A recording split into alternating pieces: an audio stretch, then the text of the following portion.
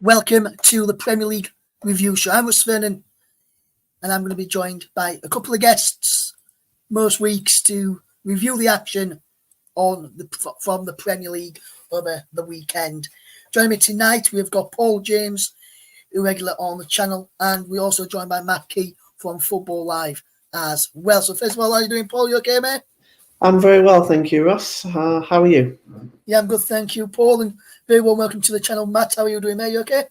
Yeah, good, thanks, mate. Thanks for having me. Yeah, really good to have the Premier League back after quite a long international break, I'd say. Yes, it was a very long international break, as me and Paul already know about, don't we, Paul? Oh, yeah, we covered a game during that international break, I think. We did, yes. But we're going to be discussing the Premier League action from the weekend, so I'll just run you through the results that we had over the weekend. So on Saturday, finished Man City 1, Liverpool 1, Burnley 1, West Ham 2, Luton 2, Crystal Palace 1, Newcastle 4, Chelsea 1, Nottingham Forest 2, Brighton 3, Sheffield United 1, Bournemouth 3, Brentford 0, Arsenal 1 was the game which you had on the commentary with Paul James over the weekend. We're also live on Focus on Football and JB Sports and commentary 2. Also, we had Tottenham on Sunday was Tottenham Hotspur 1, Aston Villa 2, which was covered by myself and Paul. And on Monday, that was followed by Everton against Man United, 3-0 to Manchester United with a superb goal from Alejandro Garnacho in that game for Manchester United. And then yesterday's match, or Monday night's match, for those who were listening a bit later on in the week, was Fulham 3, Wolverhampton Wanderers 2. Well, the results then. We'll show you the table later after we've discussed all the matches here on the Premier League Review Show this evening. First up, we're going to go straight into our first game that we're going to be reviewing at the weekend. And it's a game which had plenty of goals in it, 5 in total. It came at St James's Park, the home of Newcastle United, which was a fantastic game, which for me, Paul, it was a really good game to watch. I really enjoyed watching that one. 4-1 it finished in the end for Newcastle United. It was a superb victory for Newcastle in the end against Chelsea. And we'll just look at the goal scorers, and we can just get this up on the screen here so our listeners can see while we're just talking over this, Paul, while we get. So there's the scoreline, 4-1. It was a 1-1 at half time thanks to Isak opening was going on 13 minutes. Sterling equalising on 23. A few bookings in the first half as well for Trippier, Linton and Bukachuk from Chelsea. Chelsea then went behind 2-1 and 3-1 in quick succession. 60th minute through Lascelles, 61st minute through Linton, who already got booked in the first half. James was sent off for a second football offence on 73 minutes. And then Anthony Gordon made it signed, sealed, delivered 3 points for Newcastle United at the weekend. What did you make to this game, first and foremost? Well, I mean, I must admit, I actually thought Chelsea were coming back into form a little bit. And I thought they might really make this a very tight game and potentially even win it. But I think we all seem to be underestimating at the moment just how good Newcastle actually are. They are, to me, at the moment, behind perhaps Manchester City, you're looking at the best team in the league. And maybe a little bit of consistency is lacking at the moment from Newcastle. There are some pieces missing from the puzzle that would make them championship contenders, but they are well on the way to challenging Manchester City at the top of the table for sure. Alexander Isak back from injury and back on the goals. We all know Anthony Gordon can put the ball in the net as well, but they've also got Miguel Almiron This was a thoroughly. Oh, They were all over Chelsea, and this was a thorough manhandling for sure. It was indeed. And one man who we've got on, which is very refreshing, when he was scoring the game for Football Live. I mentioned him from Football Live. Matt, he was covering this game for Football Live at the weekend. And Matt, what did you make to the game when you were watching it off for Football Live on Saturday afternoon? Well, it's an absolute belter, as I say. The international break was a bit long, so having just watched Man City, Liverpool, which there was all the build-up, and I don't know we're going to come onto it in a bit, and it was a bit of a disappointing one in the end. Newcastle, Chelsea just got us right back in the mood for the Premier League. It was a fantastic game to cover. It was end-to-end. First half could have gone either way. 1-1 it was, as you said, at half-time, but could have easily been 2-2, one team, one goal in front, 2 goals in front. But the second half, Newcastle just blew Chelsea away, as Paul just said. Those 2 goals, it was I had to count it. I'd barely finished talking about 1 goal, and another one had gone in, and 22 seconds it was from the restart to the 3rd goal. That's what won it for Newcastle in the end. A bit of sloppiness from Chelsea, maybe not quite at it. Shocked after conceding the goal, and yeah, Newcastle were able to run away with it in the end and manage the game very well. To be fair to them. You're with Newcastle as well, Matt. What was their main attributes in that game which saw them over the line? I know you mentioned their 2 quick goals. Was there anything else that stood out from their performance that you saw that won them the game overall? Well, as Paul said there, I mean, they've got a lot of injuries at the minute, but having Isak back, what a boost that is for Eddie Howe and his team. Such a good player, one of the best strikers in the league, undoubtedly. And yeah, straight away, I think it was 14 minutes or something. First chance, bang, goal. Just what he does. So confident, composed in front of goal. Stuck it away really well. And I can't not mention Lewis Miley as well. 17-year-old. I think it wasn't his Premier League debut. I think it was his first Premier League start. Looked like he'd been doing it for years. Brilliant talent that he looks straight at home in that Newcastle midfield alongside Joe Linton. So yeah, really, really impressed by him. So mature for such a young man. Yes, absolutely, Mother. And Paul, you just you already mentioned them, Lewis Miley. And did you see any of the game, Paul? And if so, what did you make to his performance? If you saw him, or what have you made to when you've seen Newcastle this season, Paul?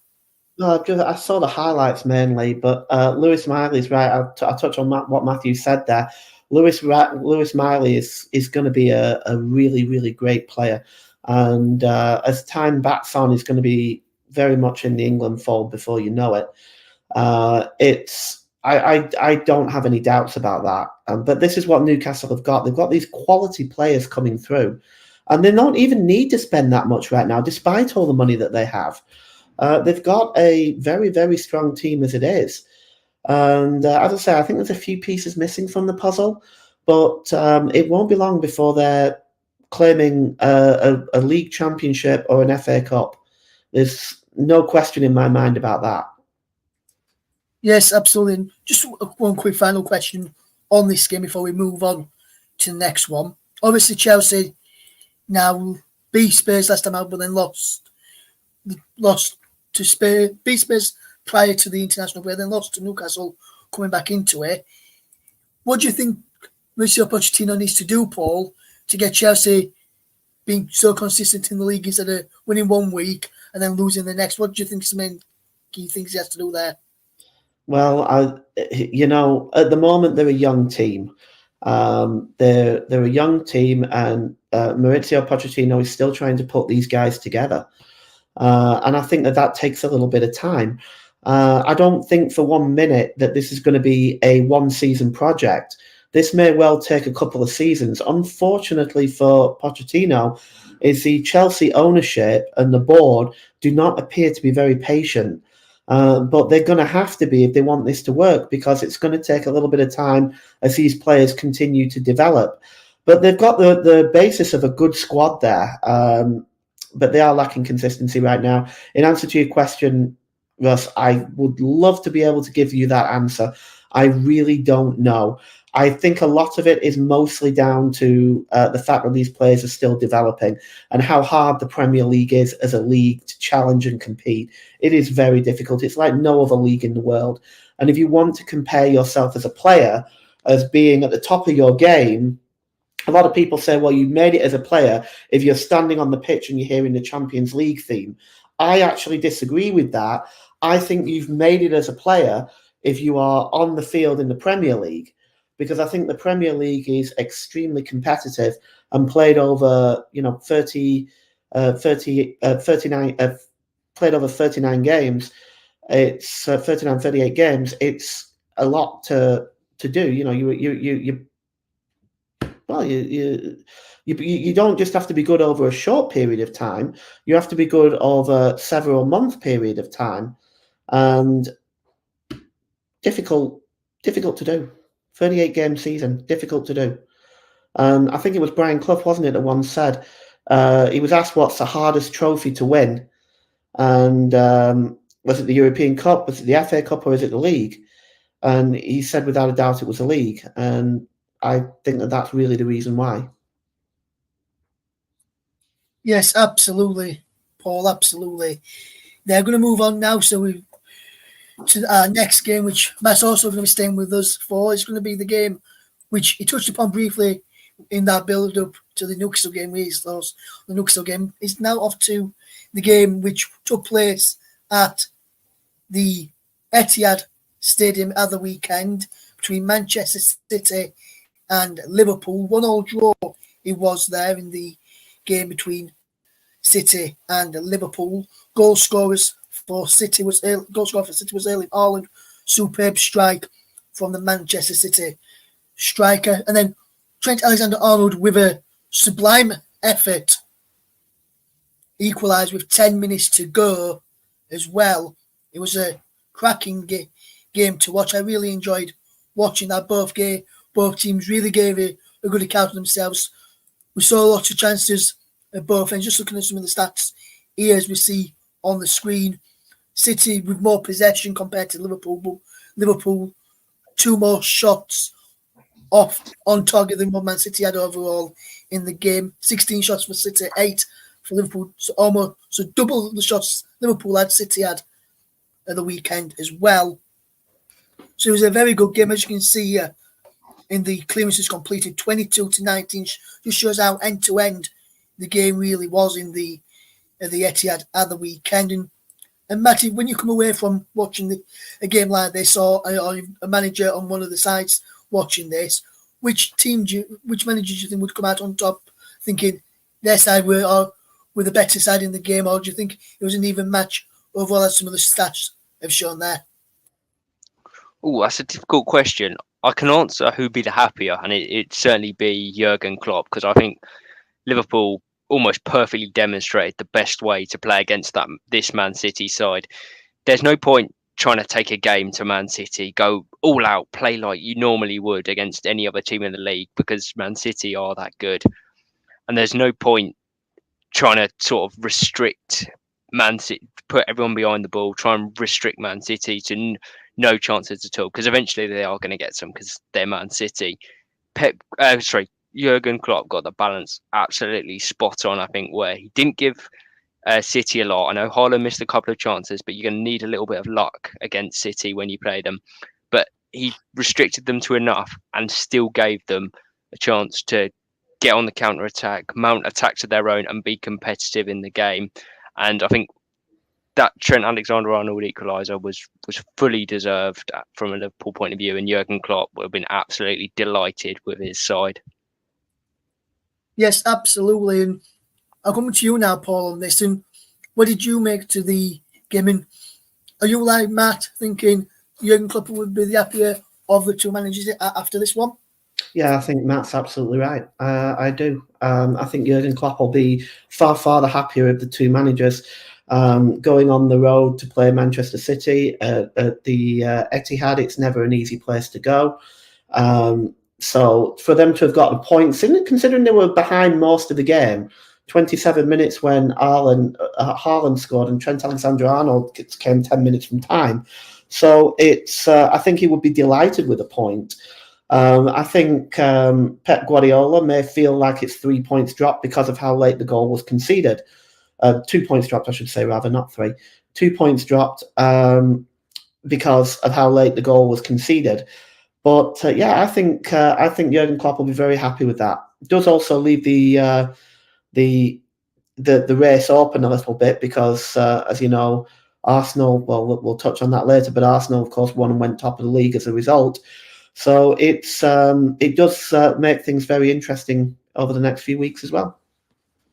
It does, Paul. Yes, and one thing I enjoyed about this game, and because I managed to see this game as well, and what I really enjoyed about this game is how well both teams played it. Because if you look here, there was, apart from the three on the Liverpool, which was for holding trip, and then a couple of fouls, 3 fouls there, and then unsportsmanlike conduct there, which was just kicking the ball away from Bernardo Silva in the 89th minute. It was a very clean game. There were fair challenges going in. Both teams really played really well. There was no VAR controversy, which I'm sure we'll get on to later on, Paul, when we touch on the game from last night. There was some controversies in that one, VAR decisions in there, and some in the Burnley game, which we'll touch upon as well.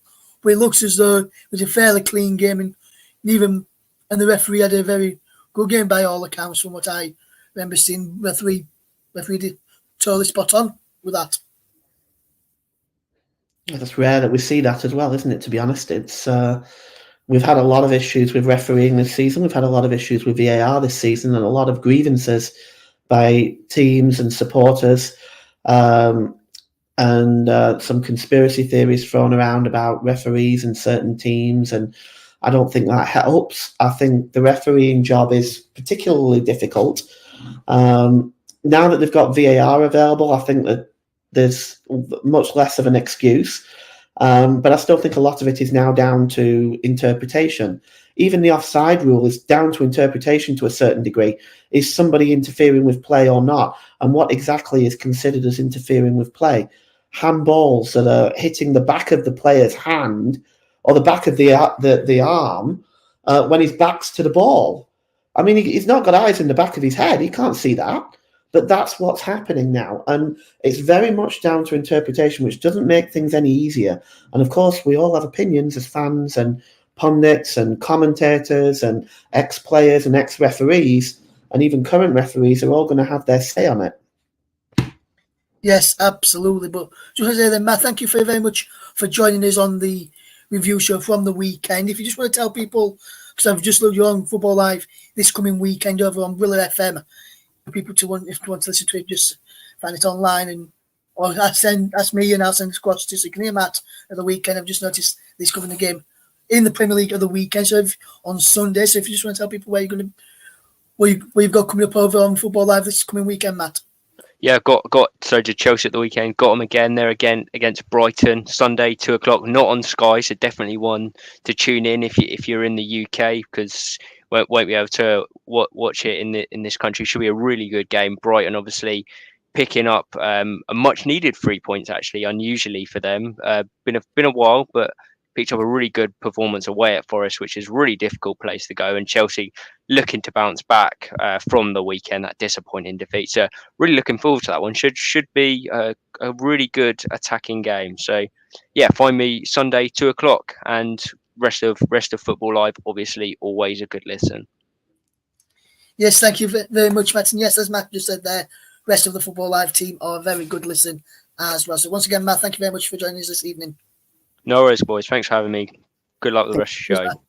Thank you very much.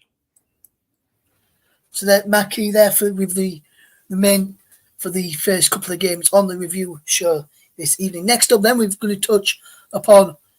You may have seen him with a shirt on, some shirts hung up in the background. Next up, Paul, we're going to touch upon. You mentioned a little bit when you mentioned about City and Liverpool game. You mentioned him about them going top of the table.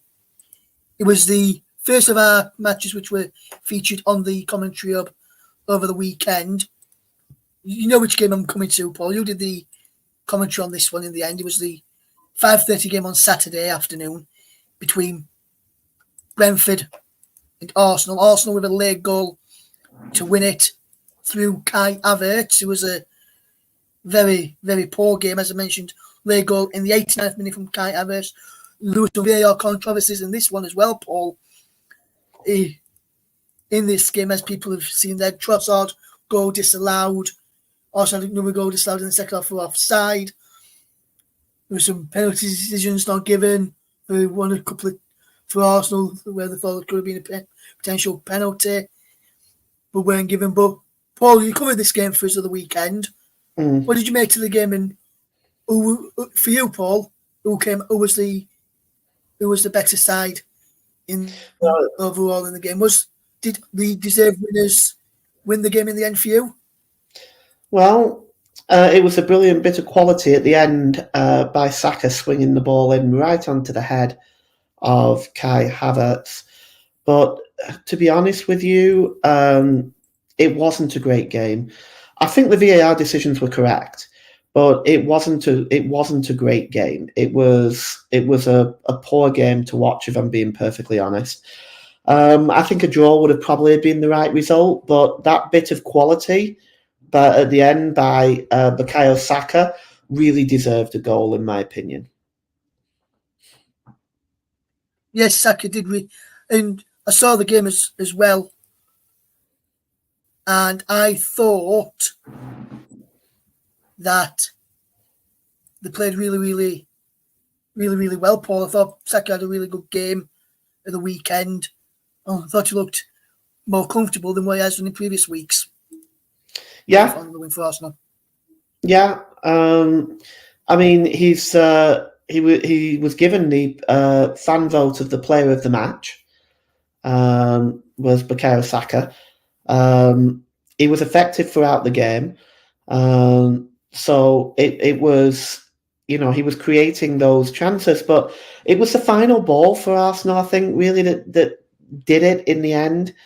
I think Brentford didn't create enough as the game went on, and ultimately it cost them in the end, I think.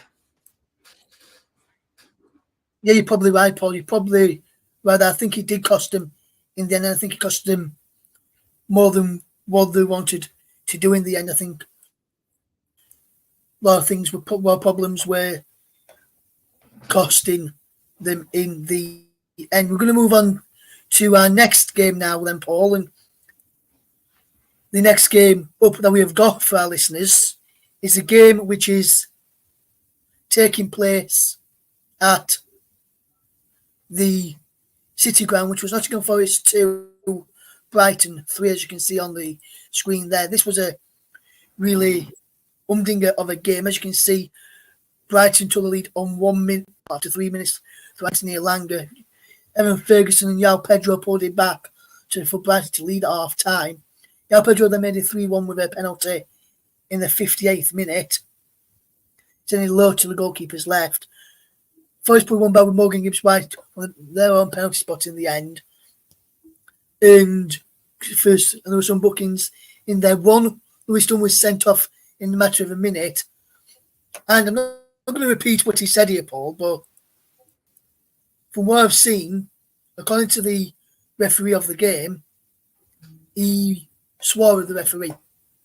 And if you do that, then you definitely got to be shown sent off. To be honest with you, I'm not surprised. If you do that, you're asking for trouble. And if I was a referee and somebody had said what he said to me, he'd get a straight red. He wouldn't get a second yellow. He'd just get a straight red. I just think the behaviour of some of these players is outrageous, just outrageous. I can't find any other description for it. They've got to learn to be disciplined and control themselves. I mean, he put Brighton had a 3-1 lead there. Shortly after, he had Morgan Gibbs-White with a penalty. That could have let Forest back in the game as well. It's just a silly reason to get sent off. And if I was his manager, he would have gotten he'd have been fined 2 weeks' wages. Why not fine him a month's wage, Paul, like I've mentioned before? I think the maximum is 2 weeks. Or am I just being a bit too harsh? Or am I being a bit too harsh with that? No. I mean, if I could fine him a month's wages, I would. But I think the maximum is 2 weeks. If I understand it correctly. I stand to be corrected on that, but I think a maximum is 2 weeks. Yes, but like I said, Lewis Dunk, Riley sent off in the end, and you can have no complaints with that. There. Next up then is going to be for a game which was described as a relegation 6-pointer this early on in a season. And I don't think we've ever had a relegation 6-pointer at this time in a season for a very long time, Paul. And I think you know where we're about to go next. It's off to the Sheffield United fans call it downtown Bramall Lane. Sheffield United against Bournemouth is the next place to go. I thought this one, Paul, was a really good game. The first goal after just 12 minutes probably just killed any momentum Sheffield United were going to gain in the game. Because then from then on, we're always going to be chasing, which would mean leaving gaps open in the back for Bournemouth to exploit. They did exploit it in first half stoppage time through Clivert, and then Tavernier scored in the 51st minute to make it 3-0. And then Ollie McBurney, who came on as a substitute at half-time after being past fit after injury in the past week, scored in the 97th minute. But it was too little, too late for Sheffield United to get back to winning ways in that one. But what did you make to... Well, for me, I thought Bournemouth controlled the game, Paul, and I'd have to say they deserve to win it, in my opinion. Yeah, I mean, at the moment, the two teams, in my opinion, that look sure as safe as houses for relegation is Sheffield United and Burnley. Both of them are playing very, very, very badly right now. And I don't see a way out for either of these two teams. Bournemouth obviously storming into a 3-0 lead. It's clearly they dominated the game from pretty much start to finish. A late goal by Oliver McBurney, but it's not enough, is it? It's I feel for their fans. I do feel for their fans having to watch this week in and week out. Same at Burnley, week in and week out, the same nonsense. And I don't know the answer to Sheffield United's problems, but there's a transfer window to come for obviously in January. So maybe both these sides can invest wisely and get out of it. But it looks to me like it's done and dusted for Sheffield United and Burnley. It doesn't surprise me that Bournemouth dominated Sheffield United so easily. Yes, and I'd say they really did dominate. If we just have a quick look at the stats in this one, Paul, as we can get up just now, the stats for the game between Sheffield United and Bournemouth, and you look here, 23 attempts on goal to just 10 in favour of Bournemouth, 11-2 on target as well, 55-45. So possession stats were fairly even, but the other stats, Bournemouth leading apart from the offsides and the goalkeeper saves. Well, the goalkeeper saves for Sheffield United will be higher given the other stats. Yes, and 4 yellow cards for Sheffield United as well. And number of clearances, 22 for Sheffield United and 18 for Bournemouth. And I think that's the most number of clearances that Sheffield United have had this Premier League campaign.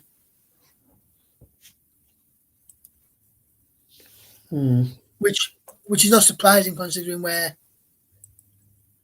everybody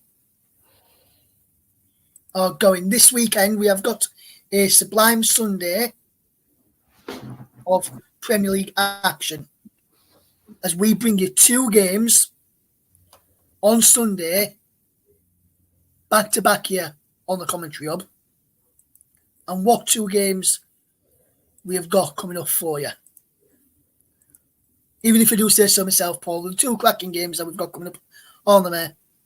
Oh yeah, the 2 excellent games for Sublime Sunday will be on air for the full duration of both of those games. Definitely looking forward to them. Yes, we've got West Ham United against Crystal Palace, followed by Manchester City versus Tottenham. Make sure you tune in for both of those on the Commentary Hub, Focus on Football, JB Sports, and of course, hopefully, we'll be back with him by then, Storm FM. We're now going to take a That's what we've got coming up for you just there over on the channel coming up at the weekend. Now we're going to get ready to go into our next lot of fixtures and results in just a moment or so as we get ready to discuss our next game, Paul, which is, I'm sorry to say, and please don't hear me for saying this, Paul, which I know you probably won't because you're used to it by now. So yeah. It's a defeat for Burnley. It's West Ham. It's Burnley 1, West Ham United 2. Is our next port of call, which is a Turf Moor, which, if we just look at the goal, some of the stats here as well. So we look at the goals first. So if we look at these goals, Jordan Bain booked for Holding and Alvarez Holding as well, and they've had both for foul. So 0-0 at the break. According to one of our regular colleagues, JB, he felt Burnley should have had a penalty in the first half. We'll get your thoughts on that. We did get one in the second half and scored it through Jay Rodriguez. But then Dora O'Shea own goal and a Thomas Sojcek goal later on gave West Ham all 3 points in this one. And Paul, what did you make to the game? 'Cause for me, Burnley's first half and how they came out at the start of the second was really, really good. It was just, for me, it was just the middle, it was just the last 10 minutes, it was just the last, last 4 to 5 minutes, including stoppage time, where really, if we're being honest, Paul, you threw it away, 1-0 up and you threw it away. Yeah, JB's absolutely right. There should have been a penalty at the end of the first half. In fact, it was very, very obvious. And it was another one of them VAR decisions that was so wrong, it was ridiculous. I think the substitutions in the second half didn't help. I think Burnley were sort of in control until those substitutions happened. When Vincent Kompany made the substitutions, I think that allowed West Ham to get back into the game. Koleosho was one of Burnley's best players. At that point, should not have been taken off. Zeki Abdouni, again, the switch with Aaron Ramsey probably wasn't a good idea. The substitutions, I think, swung that game, and Burnley ended up losing the game. I don't think you can blame Trafford for any of the goals, because I know that's been floating around on social media. I totally disagree with that. I don't think you can blame James Trafford for those goals. Although he seems to have been made a bit of a scapegoat as the season's gone on. I'm not saying some of his criticism isn't justified, but he seems to have been made largely the scapegoat, and people seem to want to put Muric in goal. And I agree, I think Muric should be in goal, but I don't think it's fair on James Trafford to seemingly hold him accountable for every single defeat.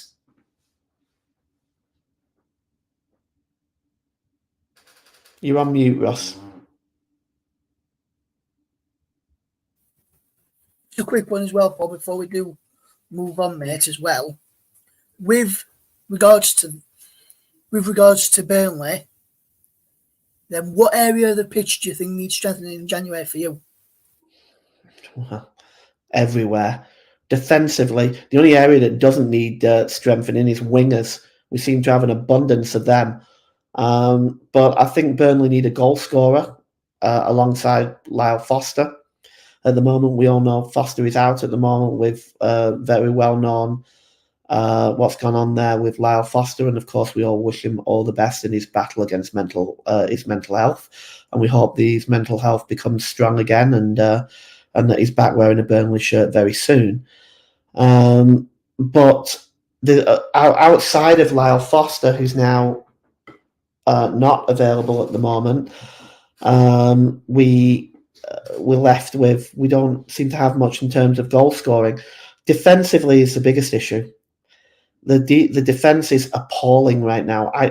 They're crying out for Ekdal to come back. He's still trying to get back into the squad. He's still recovering from injury, but they're not doing. They need to work on the defense for sure. Defensively, Burnley are really. It's the worst I've seen Burnley defensively since the Steve Cotterill years. if I'm being honest. And that is some time ago as well, Steve Cottrell years at Turf Moor for those who aren't young enough or old enough to remember, whichever way you want to look at it, guys. So next up, then we're going to look at another game in which involved a promotion side from last season, and that was Luton Town, who picked up their first win at Kenilworth Road in the Premier League this season.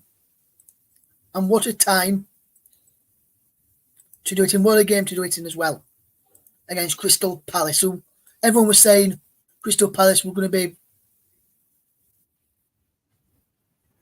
against under Roy Hodgson was a good, strong side and always going to be quite a number of options against teams and trying to confuse teams. And they took some good goals well through Elise. He took a good, well-taken goal from Luton Town for Crystal Palace against Luton Town, should I say. But Jacob Brown's goal, Paul, was a fantastic goal to win it, and a very good assist from Chiedozie, augmenting the former Rotherham United player, Paul.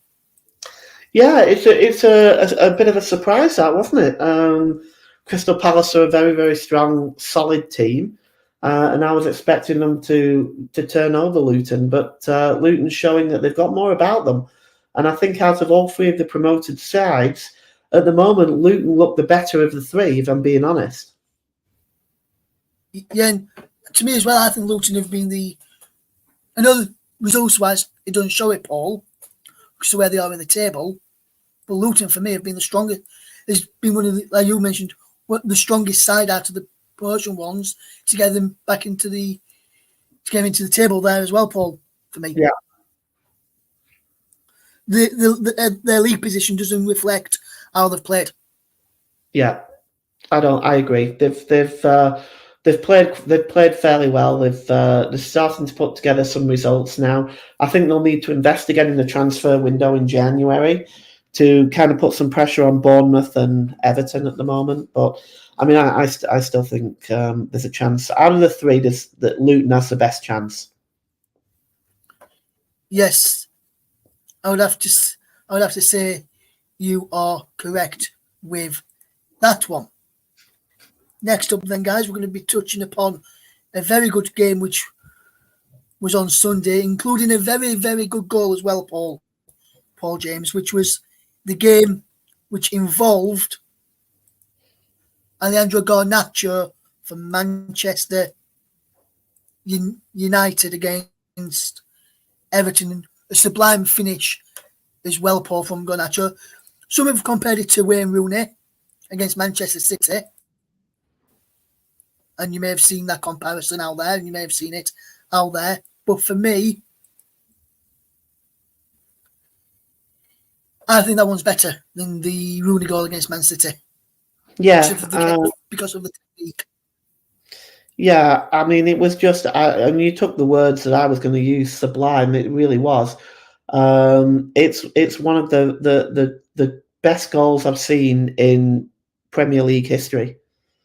It was absolutely superb. When I first saw that, it left me absolutely speechless. Well, I think we haven't just seen. I think that we're only just seeing the beginning from this young man, and I think he's going to be a major asset for Manchester United.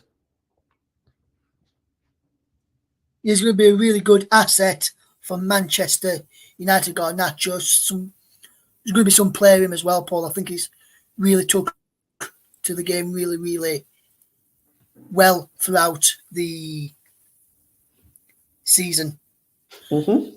I think he's took this season to storm as well, Paul. In my opinion, do you think that's the same as well?